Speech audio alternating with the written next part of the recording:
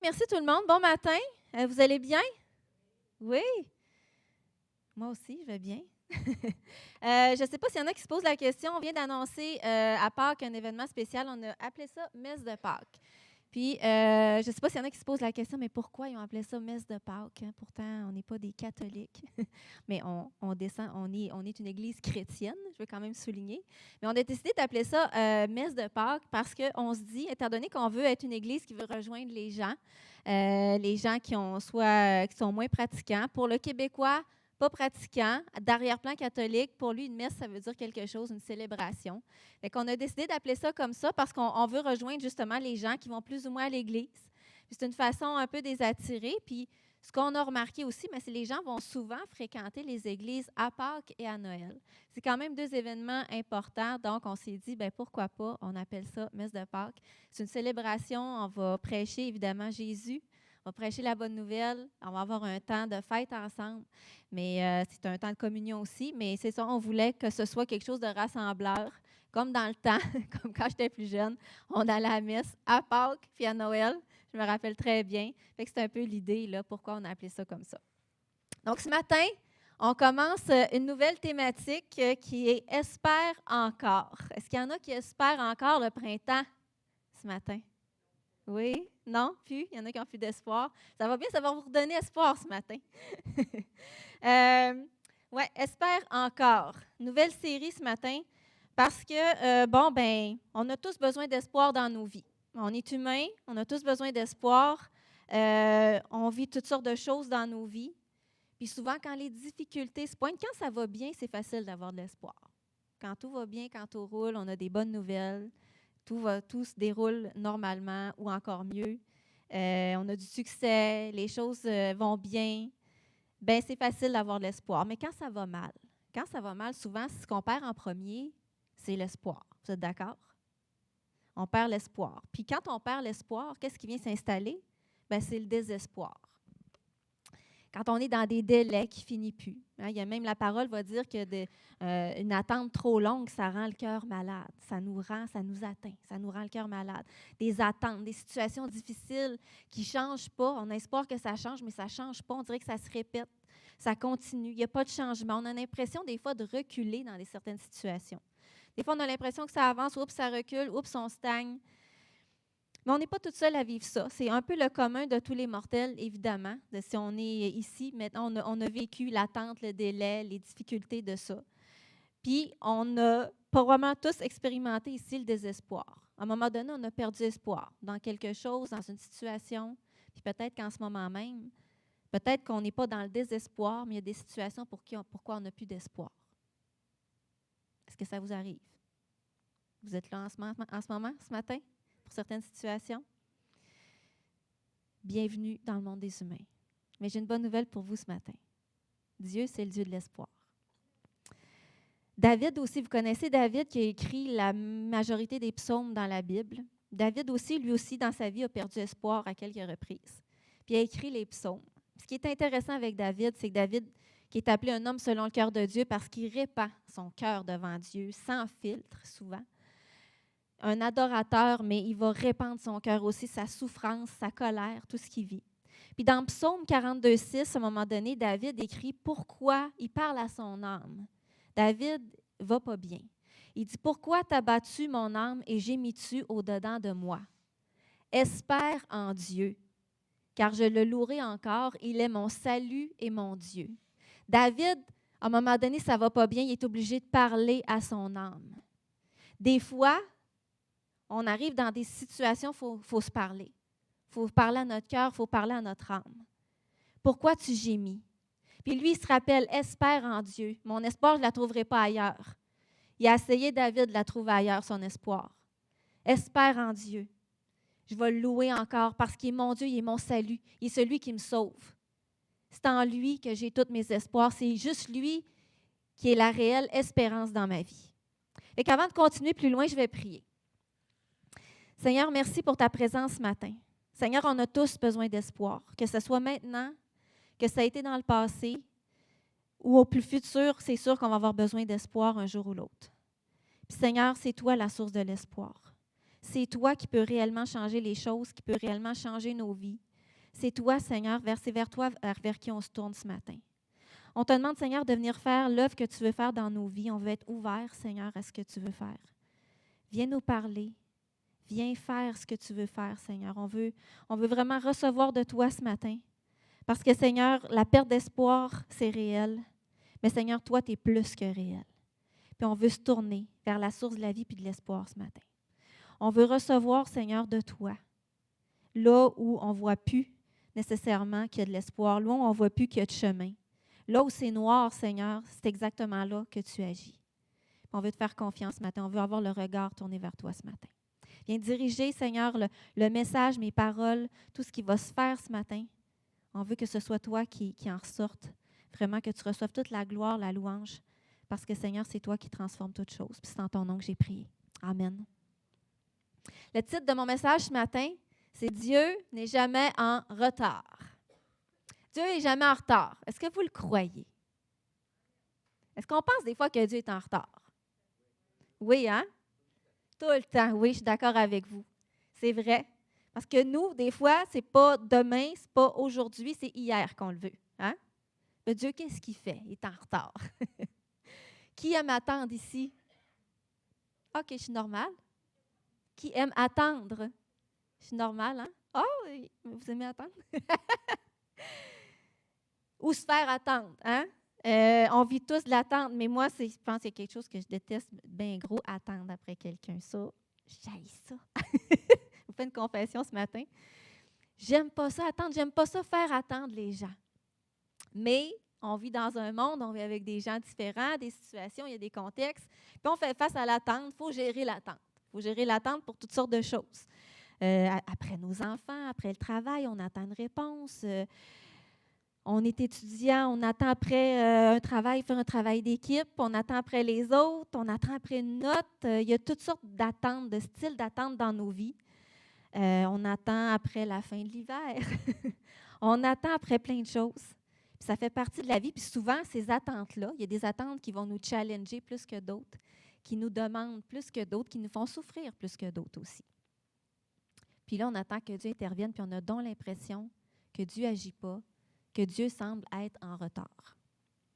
Puis ce matin, je vous amène dans le livre de Daniel et de ses 3 amis, Shadrach, Meshach et Abednego. Il y en a qui connaissent l'histoire.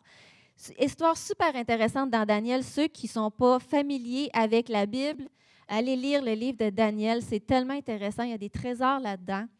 C'est un livre à la fois simple et complexe, mais c'est riche. Riche pour notre instruction, mais surtout, comment agir en temps d'instabilité. Quand on croit en Dieu, comment on peut agir? C'est quoi notre privilège comme enfant de Dieu dans temps d'instabilité, en temps incertain, en temps d'oppression? Fait que c'est vraiment riche en informations. Puis dans ce matin, on va voir justement comment Daniel et ses 3 amis, comment ils ont vécu justement l'attente, comment ils ont espéré que Dieu intervienne, puis comment ils ont vu Dieu agir. Donc, je vous explique un peu le contexte du livre de Daniel, OK? On voit dans la Bible que Dieu vient se révéler progressivement à partir de la Genèse. Puis on sait que nos Bibles actuelles ne sont pas écrites en ordre chronologique. Il existe des applications ou des sites où on peut trouver comment lire notre Bible en ordre chronologique. Mais notre Bible, à nous, commence par la Genèse, évidemment, c'est le début. Mais on voit Dieu qui se révèle à travers les livres un peu progressivement au fur et à mesure avec les humains. Puis à un moment donné, Dieu décide de se choisir un peuple, pas parce qu'ils sont meilleurs que les autres. Dieu décide juste dans sa grâce d'arriver dans un peuple, de choisir un peuple pour se révéler à travers ce peuple-là, puis se révéler au monde à travers ce peuple-là. Fait que Dieu fait alliance avec le peuple d'Israël par l'intermédiaire de Moïse. Ça commence comme ça. Moïse est un peu le médiateur entre Dieu et le peuple. Puis, il fait alliance avec lui, puis il va faire alliance aussi avec le peuple. À plusieurs reprises, Dieu renouvelle son alliance à travers aussi Abraham, Isaac, Jacob. On le voit là, au travers des patriarches. Puis dans cette alliance-là, souvent, Dieu va dire, ben si tu m'obéis, ben tu vas être béni. Il y a une protection qui est là. Tu vas être béni, tu vas goûter à ma bénédiction. J'ai des choses en réserve pour toi. J'ai des promesses. J'ai des choses bien qui s'en viennent. Mais si tu ne m'obéis pas, ben, tu t'exposes à ne plus être protégé. Tu t'exposes à des attaques. Tu t'exposes à la malédiction. Tu t'exposes à ce que ça n'aille pas bien. Suivi même, ça peut finir par de la destruction et l'exil. Et en fait, c'est ce qui arrive dans le livre de Daniel. C'est qu'auparavant, le peuple a été constamment tourné contre Dieu, un cœur rebelle contre Dieu, un cœur qui se détourne constamment. Puis Dieu constamment venait pour essayer de les rappeler, les ramener. Puis ça a été toujours un peu ça. Puis à un moment donné, Dieu va dire, à un moment donné, vous allez être envahis par l'ennemi. C'est ce qui va arriver. Puis c'est ce qui s'est produit.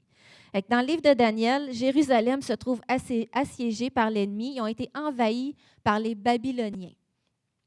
Le roi de Babylone, Nebuchadnezzar, il emmène en exil les Juifs pour les amener à Babylone et Daniel et ses 3 amis en font partie.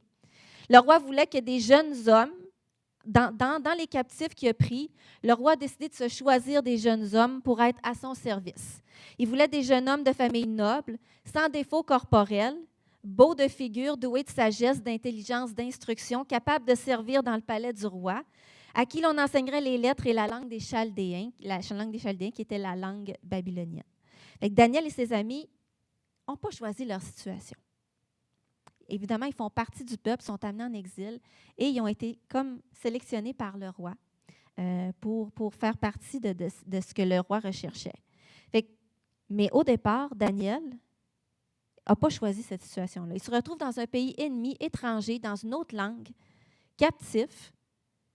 Puis nous aussi, ça peut nous rappeler, nous aussi, l'histoire de Daniel, nous aussi, on peut se retrouver des fois dans des situations où on est, malgré nous, ou à cause de nous, ou à cause de nos mauvais choix, on se retrouve en captivité ou pris dans des situations, des conditions, des relations où on est pris. Puis on espère que Dieu intervienne. Mais il y a de l'espoir. Il y a de l'espoir pour Daniel. Daniel se retrouve dans cette situation-là. Puis mon premier point dans mon message ce matin, c'est premièrement, je veux que tu saches que Dieu n'est jamais en retard. Premièrement, parce que Dieu sait. Dieu sait toutes choses. Dieu connaît notre situation. Quand Israël s'est fait envahir par Babylone, Dieu n'a pas été surpris. Il savait. Il savait exactement ce qui se passait. Il savait ce qui se passait pour Daniel. Il connaît, il entend, il voit. Il n'est pas tombé en bas de sa chaise. Puis il se trouvait, comme je vous ai dit, que Daniel et ses 3 amis, pourquoi le roi les a choisis, c'est qu'il se trouvait que Dieu a donné, ça dit dans l'Écriture, puis je saute des passages parce que ce matin, je pense que je serais trop longue, mais ça dit dans la Bible que Daniel et ses 3 amis, Dieu leur avait donné de la science, de l'intelligence, du savoir, de la sagesse dans les lettres. Puis en plus, Dieu avait accordé à Daniel la capacité d'expliquer les visions et les rêves. Puis le roi, il les a testés de plein de façons, de toutes sortes de façons, dans des questions au sujet qui demandaient de la sagesse, de l'intelligence. Puis le roi, il les a trouvés 10 fois supérieurs à ses sages à lui. Le roi avait à son service des magiciens, des astrologues, toutes sortes de personnes qui étaient soi-disant puissants pour aider le roi et le royaume.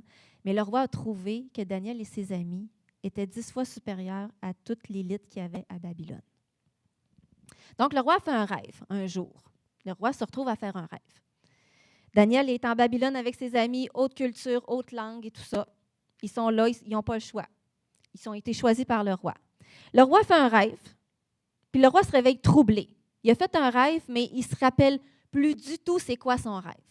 Fait qu'il convoque toute l'élite, en fait son élite, les mages, les magiciens, les sorciers, les astrologues, pour qu'ils lui révèlent son rêve. Mais ce n'était pas juste, je vais vous raconter mon rêve, puis dites-moi qu'est-ce que ça veut dire. Le roi ne se souvenait plus de son rêve. Fait qu'il a dit, je veux que vous me disiez, de un, à quoi j'ai rêvé, parce que je suis troublée, puis de 2, qu'est-ce que ça veut dire. Fait qu'eux, ils se disent, OK, ça n'a pas de sens.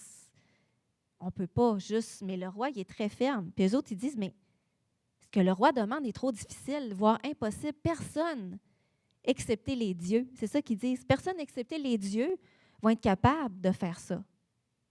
Mais eux n'habitent pas parmi les mortels. Ce que tu demandes, personne ne peut le faire qui habite parmi les mortels. Puis le roi s'est enflammé de colère contre eux. Puis qu'est-ce qu'il a fait? Vous n'êtes pas capable. Fait qu'il a décrété, en fait, il a fait un décret pour tuer tous les sages. C'est beau, vous ne voulez pas? Vous n'êtes pas capable. Vous êtes inutile. Je vais tous vous tuer. Puis ça incluait Daniel et ses amis qui faisaient partie de cette élite-là. Mais Daniel a réussi à avoir une audience auprès du roi pour demander un délai. Parce que Daniel Daniel, qui avait foi en Dieu, s'est dit non. Moi, je vais prier Dieu avec mes amis. On va demander à Dieu, c'est quoi le rêve, c'est quoi l'interprétation. Et c'est ce que Daniel a fait avec ses amis. Et Dieu a révélé à Daniel la vision du rêve et son interprétation au cours de la nuit. Fait que Daniel, suite à ça, se présente devant le roi pour y révéler en mentionnant que le secret que Sa Majesté demande, qu'aucun sage, aucun magicien, aucun astrologue n'a été capable de lui faire connaître, mais qu'il y a un seul Dieu au ciel qui révèle les secrets et ce qui doit arriver. Fait que Daniel révèle à Nebuchadnezzar, en fait, que voici ce que tu as rêvé. Tu as rêvé d'une statue. Et là, le roi est stupéfait. Il voit la statue. Et en fait, ce que cette statue-là représente, on voit la tête qui est faite en or, la poitrine en argent, les hanches en bronze, les jambes en fer, les pieds qui sont un mélange de fer et d'argile. Et ce que Daniel va commencer à dire, c'est que ces 4 parties-là, toutes ces parties-là de corps représentent en fait des empires qui vont se succéder. Il est en train de dire à Nebuchadnezzar aussi, la tête qui est faite en or, en fait, ça représente ton empire. Puis celle qui va venir après, elle va être moins puissante que toi. Fait que là, cette interprétation, vous comprendrez, plaît beaucoup à Nebuchadnezzar. Mais à mesure que Daniel continue l'interprétation de ce rêve-là, il est en train de dire qu'à la fin du rêve, il a vu une pierre qui s'est détachée, sans l'intervention d'aucune personne, d'aucune main, qui va venir heurter la statue au niveau des pieds, puis qui va tout pulvériser. Tout a été réduit en cendres. Puis quand la pierre elle a heurté la statue, elle devint comme une immense montagne qui a rempli toute la terre. Mais la pierre qui vient heurter, en fait, c'est ça, c'est que ça annonçait, ça prophétisait, ce que Daniel était en train de prophétiser, c'était la venue du royaume de Dieu qui allait remplir toute la terre. Que c'était ce royaume-là qui était supérieur à tous les royaumes et les empires. Au début d'apparence insignifiante, à ses débuts, mais qui dominerait le monde entier et qui ne connaîtrait pas de fin. Alors, le roi tombe par terre et écoute, elle se met à adorer le Dieu qui a donné l'interprétation et il élève Daniel et ses amis dans des positions élevées. Shadrach, Meshach et Abednego. Alors, le temps passe. On ne sait pas, les exégètes ne s'entendent pas pour le nombre d'années, ou si ça a été court ou le nombre d'années. Mais ce qu'on voit, c'est que l'interprétation peut-être que le roi en a fait, ça a été un peu différent de ce que Dieu a voulu lui révéler. Dans Daniel 3.1, ça dit « Le roi Nebuchadnezzar fit une statue en or. » Suite à ça, on ne sait pas le délai, il a décidé, lui, qu'il allait ériger une statue en or, haute de 30 mètres et large de 3 mètres. Il l'adressa dans la vallée de Dura, dans la province de Babylone. Vous remarquerez ici une petite subtilité. Le roi Nebuchadnezzar, il a fait la statue en or au complet. Mais l'or représentait son empire à lui, de la tête de la statue de sa vision. Puis, il y a un lien évident entre justement ce que de Daniel 2, quand il fait la description de la statue, en fait. Puis, il y a des exégètes qui disent que Nebuchadnezzar il avait délibérément fait la statue entièrement en or pour affirmer son règne, en signe un peu de rébellion contre Dieu, pour affirmer encore plus son autorité, son règne, puis qui voulait que son règne prenne jamais fin, en opposition au royaume de Dieu. Je trouvais ça intéressant de le mentionner. Fait après avoir fait cette statue-là, le roi, il a fait rassembler tous les gens encore de la haute société pour la dédicace de cette statue-là, l'inauguration de la statue. Les administrateurs, les intendants, les gouverneurs, les conseillers, les trésoriers, bref, j'en passe. Daniel 3, 4 à 6. Un héros cria à pleine voix, « Voici ce qu'on vous ordonne, peuple, nation, hommes de toute langue. » Tout le peuple, les magistrats sont là. Au moment où vous entendrez le son de la trompette, de la flûte, de la guitare, de la petite et de la grande harpe, de la cornemuse et des instruments de musique de toutes sortes, vous vous prosternerez et vous adorez la statue d'or que le roi Nebuchadnezzar a dressée. Si quelqu'un ne se prosterne pas et ne l'adore pas, il sera jeté à l'instant même au milieu d'une fournaise ardente. Donc, le roi décrète ça. Plusieurs fois par jour, il va avoir un son de trompette avec des instruments et tout le monde doit se prosterner devant la statue en signe d'adoration. Mais Daniel et ses amis, qui sont serviteurs de Dieu avant, qui sont croyants, refusent de se prosterner devant la statue puis d'adorer un autre Dieu. Dans Daniel 3.8, ça dit « Sur ces entrefaits, certains astrologues vinrent porter des accusations contre Daniel et ses amis, contre les Juifs. tout de suite, ils se font remarquer. Tout de suite, ils se font remarquer qu'eux n'adorent pas la statue, ne se prosternent pas devant la statue. Vous savez, l'ennemi accuse tout de suite. Quand on décide de suivre Dieu, l'ennemi accuse. Ce n'est pas surprenant. D'ailleurs, Satan veut dire accusateur. Accusateur des frères. C'est son nom. Et c'est ce qu'il fait. Fait que tout de suite, il y a des accusations qui sont portées. Puis j'aimerais vous dire que c'est la même tactique que l'ennemi utilise encore aujourd'hui. Nous accuser. La petite voix qui accuse toujours. Quand on décide de suivre Dieu, quand on décide de faire des choix, qui accuse nos motivations, nos cœurs, qui décide de nous faire douter, le fameux sentiment d'imposteur. Mais le vrai imposteur, c'est l'ennemi.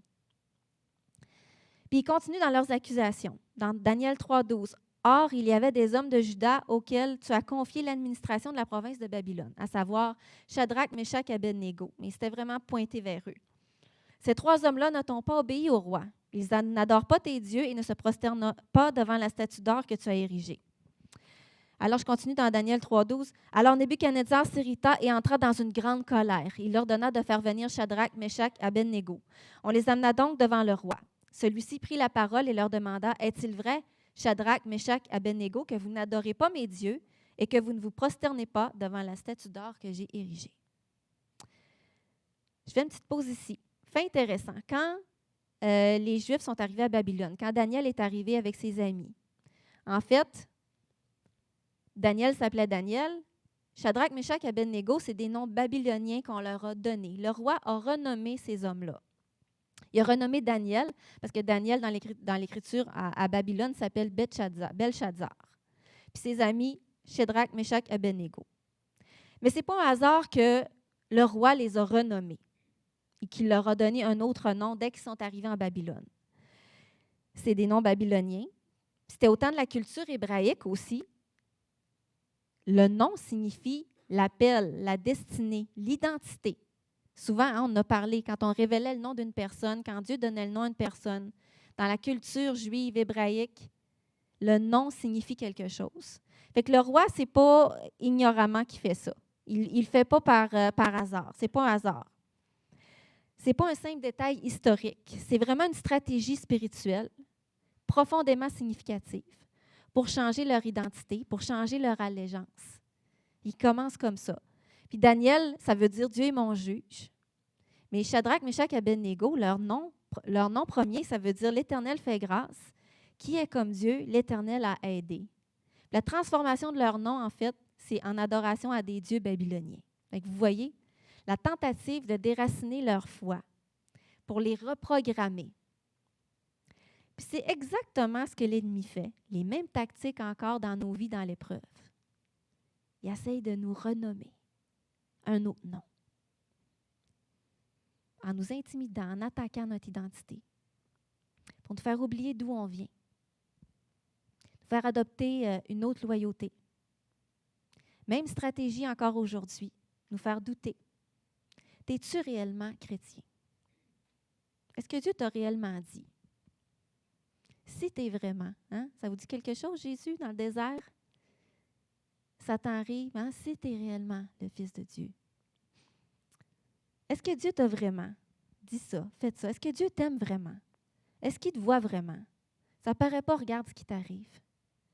Dans le fond, tu ne t'appelles pas Isabelle, tu t'appelles une droguée, une dépressive. Ton nom de maladie. Tu es une divorcée, un divorcé. Tu es un anxieux, un angoissé, un monoparental. Et j'en passe.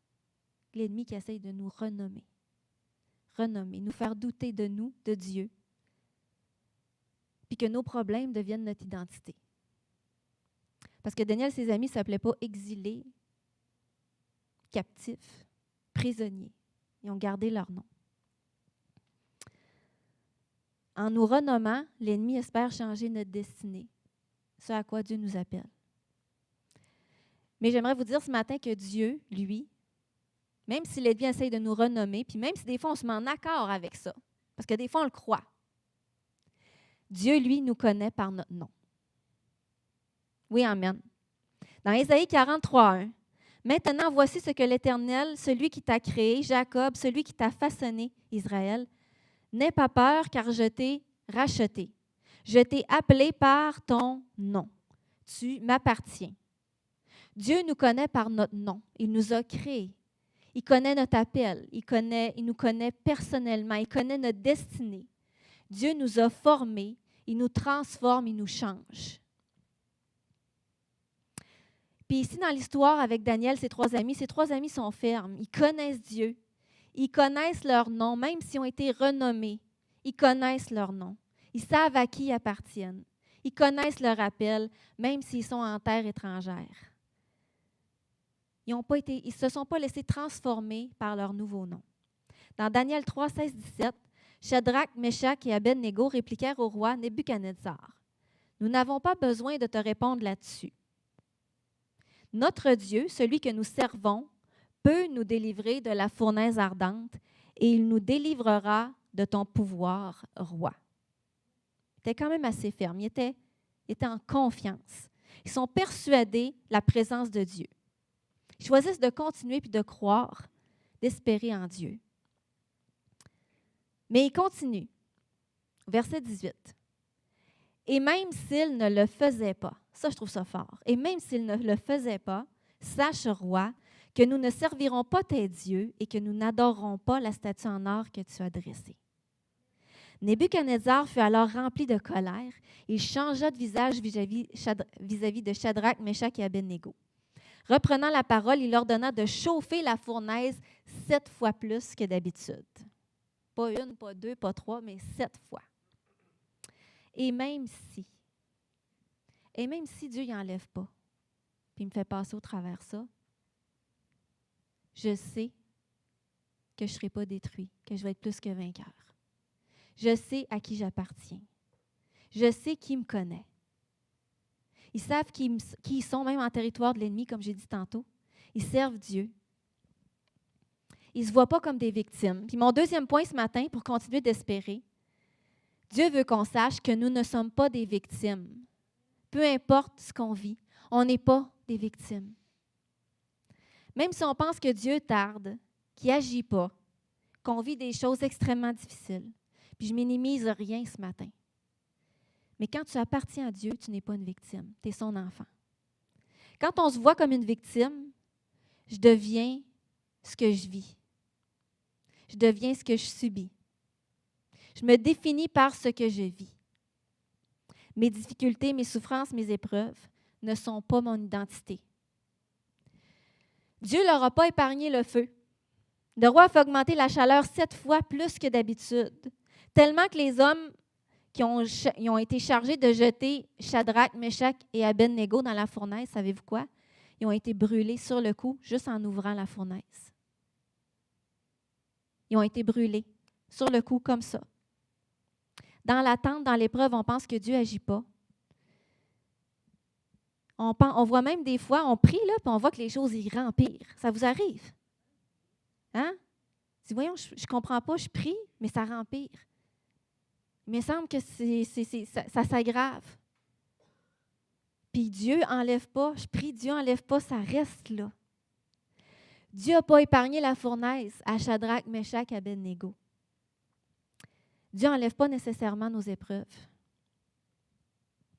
même si on prie. Mais pourtant, ce qu'on pense qui va nous brûler ou ce qui brûle les autres, ne nous brûlera pas, parce que Dieu est là. Amen! C'est possible pour un croyant, puis même c'est son privilège. Puis c'est ça que je veux que vous réalisiez ce matin, qu'en plein milieu des situations les plus difficiles, les plus souffrantes, les plus chaotiques, c'est possible d'être dans une parfaite paix. Il y a un rappel important, c'est que l'ennemi nous craint beaucoup plus qu'on peut le craindre. Il y a une citation que j'ai vue dernièrement, je trouvais ça intéressant, je n'ai pas réussi à saisir l'auteur, ça dit « Tu peux savoir ce que l'ennemi craint de toi en reconnaissant ce qu'il attaque dans ta vie. » Puis ma question ce matin, c'est où que ça chauffe le plus pour toi ce matin? Dans quel domaine de ta vie ça chauffe? Parce que c'est exactement là que Dieu veut venir avec sa victoire. C'est là que tu es appelé à être victorieux. Exactement là. Quand ça chauffe, quand il y a de la fumée, hein, on vient qu'on ne voit plus clair. Ça nous brûle. On vient confus. On perd de l'énergie dans le feu de l'épreuve. C'est fatigant. Des attaques dans nos pensées, dans notre corps, dans notre cœur, dans nos émotions. En plein milieu de l'épreuve, dans l'attente douloureuse que Dieu agisse, qu'on pense qu'il est trop tard. Mais je veux vous dire ce matin que Dieu est là. Dans Daniel 3, 23, 25. Quant aux 3 hommes en question, Shadrach, Meshach et Abednego, tombèrent ligotés au milieu de la fournaise ardente. Le roi Nebuchadnezzar fut alors effrayé. Tout d'un coup, ils ont été jetés. Nebuchadnezzar est là, puis d'un coup, il est effrayé, il se lève subitement. Il prend la parole, il dit à ses conseillers, « Est-ce qu'on n'a pas jeté 3 hommes ligotés au milieu du feu? » Ils répondirent au roi, « Certainement, roi. » Il reprit, « Eh bien, j'aperçois pas 3, j'aperçois 4 hommes, dépourvus de liens qui marchent au milieu du feu, porteurs d'aucune blessure, et le 4e ressemble à un fils des dieux. » Dieu est au milieu d'eux dans la fournaise ardente, dans la pire des chaleurs, dans la pire fumée, dans le feu brûlant 7 fois plus. Dieu est là dans le feu au milieu d'eux. Mon 3e point ce matin, pour espérer encore, oui, Dieu est là, mais je veux dire que Dieu n'est pas en retard. Pourquoi? Parce qu'il est là. Il est en avance. Il est déjà là, il n'est jamais parti. Amen. Je ne suis pas seule. Ce n'est pas parce que je ne vois pas Dieu, ce n'est pas parce que je ne vois pas son action que Dieu n'est pas là. Dieu veut qu'on se rappelle qu'il n'est pas en retard parce qu'il n'est jamais parti. Il est là. Il veut être là, il veut être présent avec nous dans notre souffrance, dans nos épreuves, même si le feu est là, même si l'épreuve reste là. Dans l'attente, dans la souffrance de l'attente, souvent, c'est les gens qui vont voir la présence de Dieu dans nos vies. Ça vous est déjà arrivé, ça? Souvent, on n'arrive pas à voir, on est aveuglé parce qu'on a trop mal. On souffre, on attend. Puis souvent, c'est les gens qui vont nous dire, « Hey, moi, je vois Dieu agir dans ta vie. Regarde qu'est-ce qu'il est en train de faire. Comment tu fais pour avoir passé au travers de ça? Moi, je n'aurais jamais été capable. » Les gens voient Dieu, plus Dieu dans l'épreuve, dans nos vies que nous. Ça vous est déjà arrivé? Moi, ça m'est arrivé. Toi, non, hein, Dan? Je savais. Souvent, nous, on est trop concentrés sur le feu, la fumée, nos craintes, nos douleurs. Je continue dans Daniel 3, 27. Je m'excuse, j'ai beaucoup, mais ça met le contexte, ça met la table.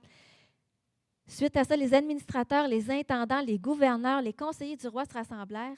Ils virent que le feu n'avait aucun pouvoir sur leur corps, le corps de ces hommes, que les cheveux de leur tête n'avaient pas brûlé, que leurs habits n'étaient pas abîmés et qu'ils ne sentaient même pas le feu. C'est quand même extraordinaire. Dans la présence de Dieu, l'ennemi n'a aucun pouvoir. Amen. Je vais le répéter, dans la présence de Dieu, l'ennemi n'a aucun pouvoir sur ma vie. Il essaye de nous faire croire. Il met toute la mise en scène. Il ne manque rien. Tous les effets spéciaux sont là. Crainte, intimidation, mensonge. Mais il va toujours avoir juste le pouvoir que je décide de lui accorder. Toujours. J'inviterai les musiciens à venir pour la fin de mon message. Ça vous va? Est-ce que ça vous encourage ce matin? Amen. Moi aussi, ça m'encourage. C'était pour moi en premier, ce message-là.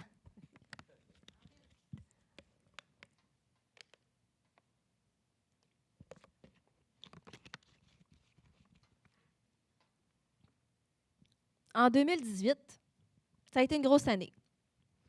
C'est en préparant mon message que j'ai réalisé à quel point que 2018 a été une grosse année pour moi.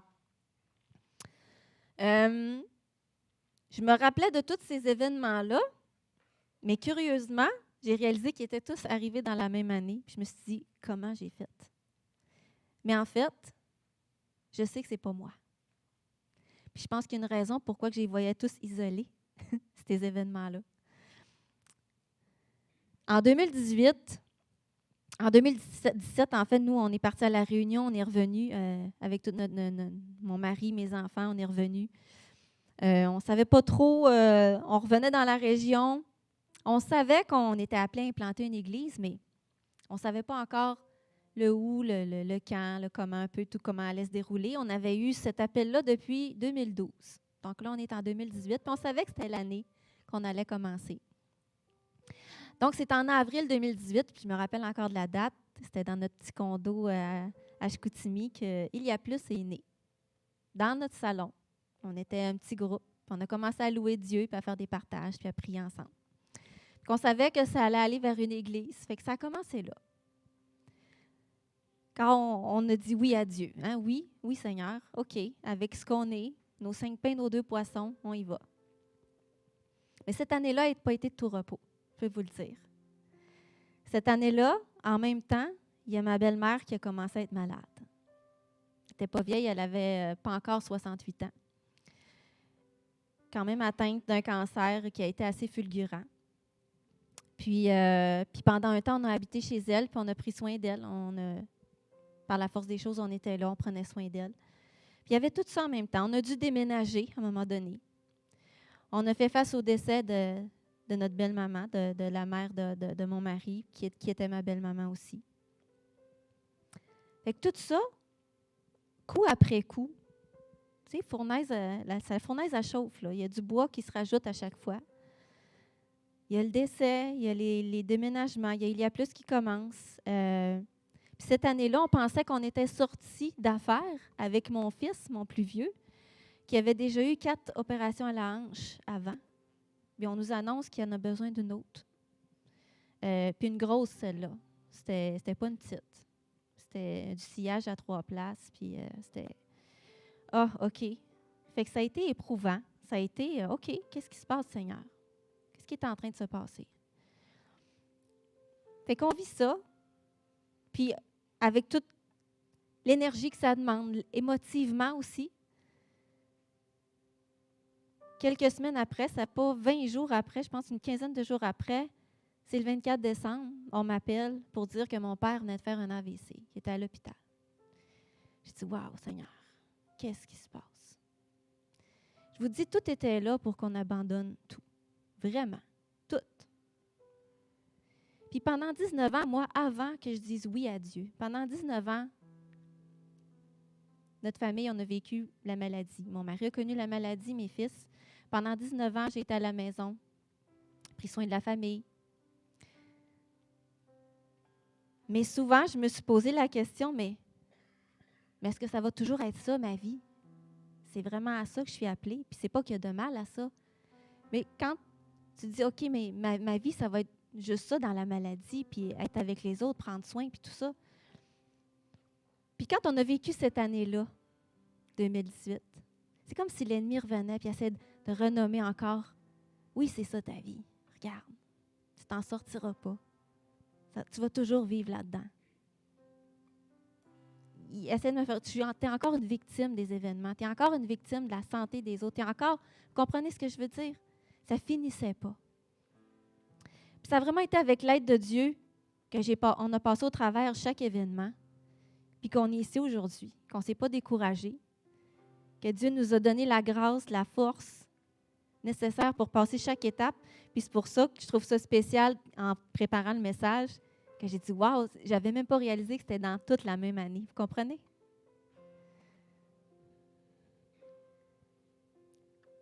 Fait que Dieu était là dans la fournaise, je peux vous le dire. Il a été là. Il a été fidèle. Puis on n'en est pas ressorti détruit. Parce que je suis là aujourd'hui. Dans la fournaise, c'est quelque chose d'intéressant. Je ne sais pas s'il y en a ici qui sont un peu plus habitués à l'étude de la Bible, mais il y a une certaine version qui s'appelle la version de la Septante. La version de la Septante, c'est une des plus anciennes versions hébraïques. Puis souvent, on va retrouver quand les apôtres, les disciples citent l'Ancien Testament, souvent, ils font référence à la Septante. Donc, je trouvais ça intéressant d'aller lire ce passage-là dans Daniel. Fait que je vous le partage parce qu'il y a quelque chose de touchant là-dedans. Dans la Septante, ça dit que tous les 3 étaient enchaînés, ils marchaient puis ils chantaient. il chantait dans la fournaise.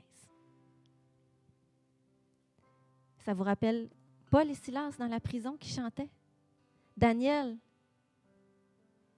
pas Daniel, mais David, qui parle à son âme puis qui chante « Bénis l'Éternel, mon âme ».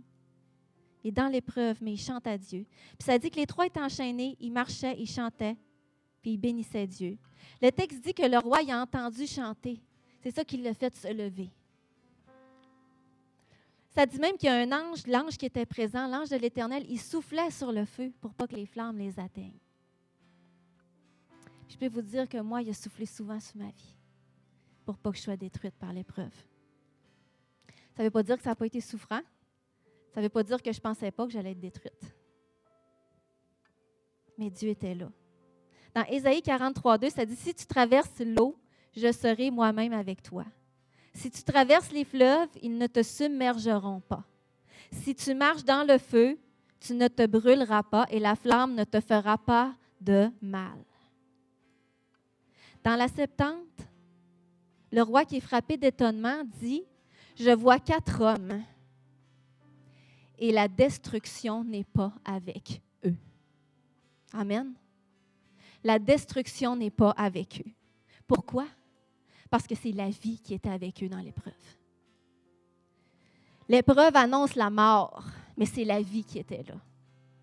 Ici, ce matin, il y en a qui ont besoin d'entendre. Si tu confies ta vie à Dieu, tu ne seras pas détruit. Ce n'est pas ton héritage. Tu ne seras pas détruit. Dans le feu, si je reste dans la présence de Dieu, je ne serai pas détruit. Je ne vivrai pas la destruction, même quoi?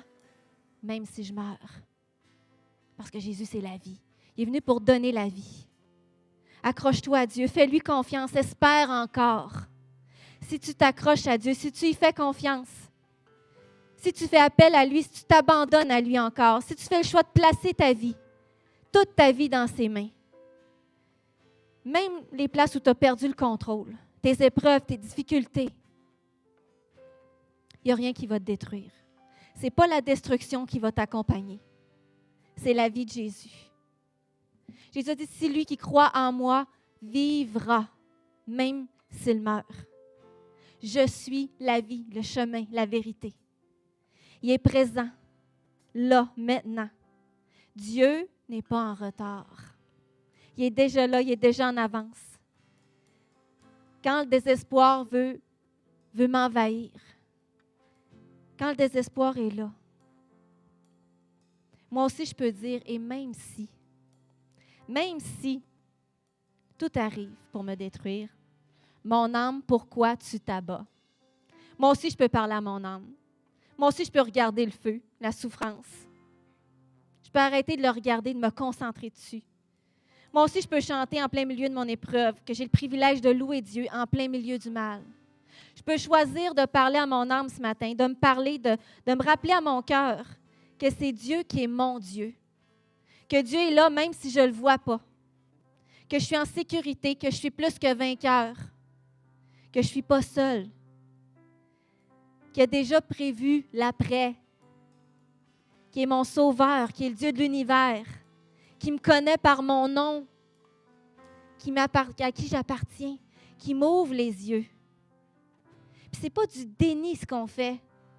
On le voit ce qui nous arrive. C'est pas se mettre la tête dans le sable. C'est juste de dire, hey, j'ai du pouvoir là-dessus. De où je vais mettre mes yeux, où je vais mettre ma foi. C'est une déclaration de foi qu'on fait. C'est notre arme la plus puissante. Louer Dieu dans l'épreuve. Ce n'est pas la destruction que je choisis. C'est ça que je suis en train de dire. Ce n'est pas la destruction que je choisis, c'est la vie.